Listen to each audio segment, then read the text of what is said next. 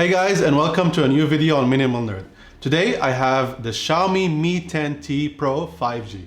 I know it's a mouthful, but this phone is very interesting from Xiaomi, and we're gonna see whether 144 Hz refresh rate is more than enough, or we can go with 120 Hz. My daily driver is the OnePlus 8 Pro, and I've been very happy with it. So I'm gonna tell you my impressions, whether the screen is very different, and whether this phone is actually good for you.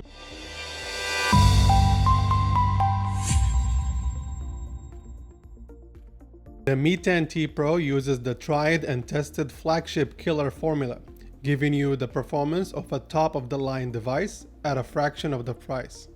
For one, it's actually surpassing every single mainstream non-gaming proper flagship in its display refresh rate, albeit at a cost of using LCD instead of OLED. The Xiaomi Mi10T Pro is a fairly big phone. We're talking a 6.67-inch display and a weight of 218 grams, so it's pretty heavy as well as big. With a glass front and back and a metal frame, it feels fairly solid in the hand. It's powered by Qualcomm Snapdragon 865 SoC. This is a flagship chip from last year, which integrates an X55 modem for 5G connectivity, plus an Adreno 650 GPU. Unlike Mi10T, this Pro version also comes with 8GB of LPDDR5 RAM as a standard, also a choice of 128GB or 256GB of UFS 3.1 storage, and an interior liquid cooling system.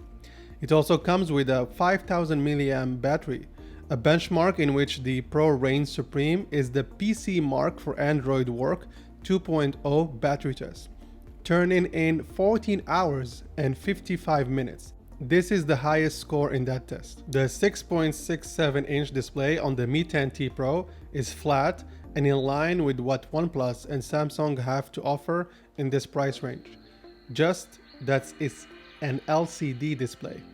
But what it loses in deep blacks to the AMOLEDs, it makes up for with its variable refresh rate. Xiaomi calls it adaptive sync display, which is basically a 1080p 144 Hz refresh rate.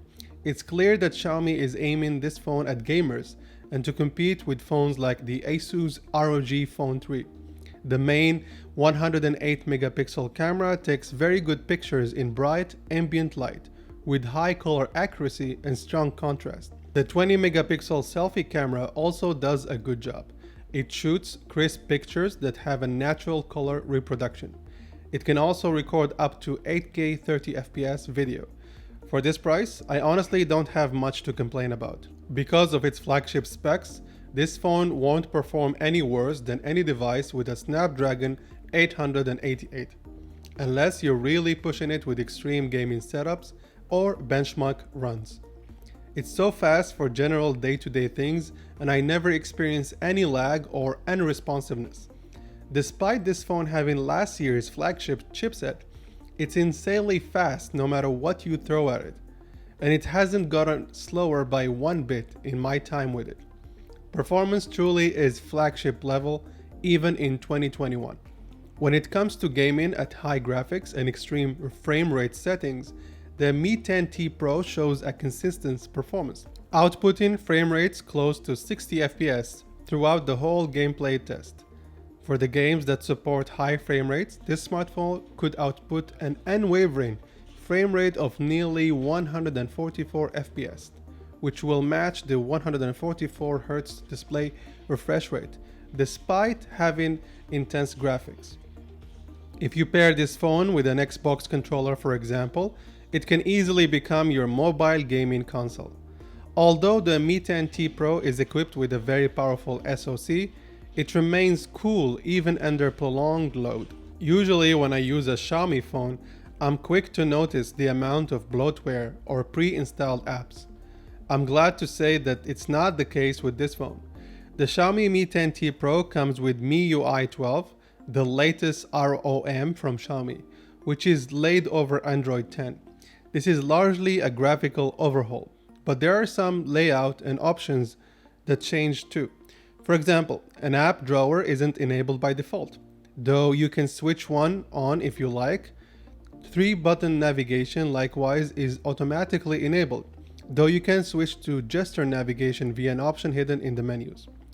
MIUI shares some similarities with iPadOS. If you swipe down from the top left of the screen, you get your notification list. And if you swipe down from the top right, you get the quick settings. I'm not a big fan of this since it's a very different approach from most Android skins.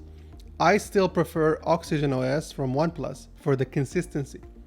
Thanks to the processing speed and high refresh rate, navigating the Xiaomi Mi10T Pro menu felt fluid and snappy.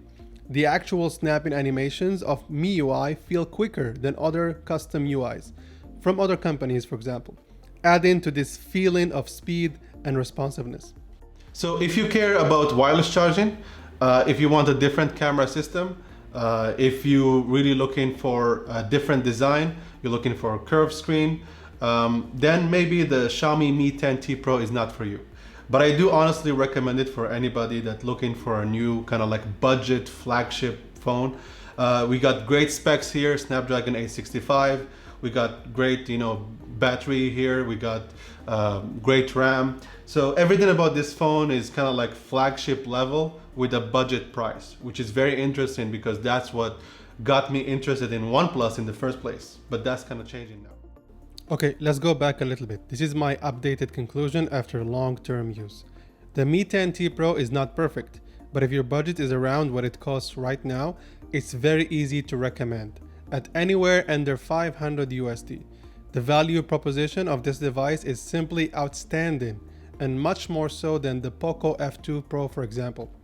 If you are looking for top specs within a tight budget, then the Mi10T Pro is perfect for you in 2021, until we get the Mi 11T Pro, if we ever do.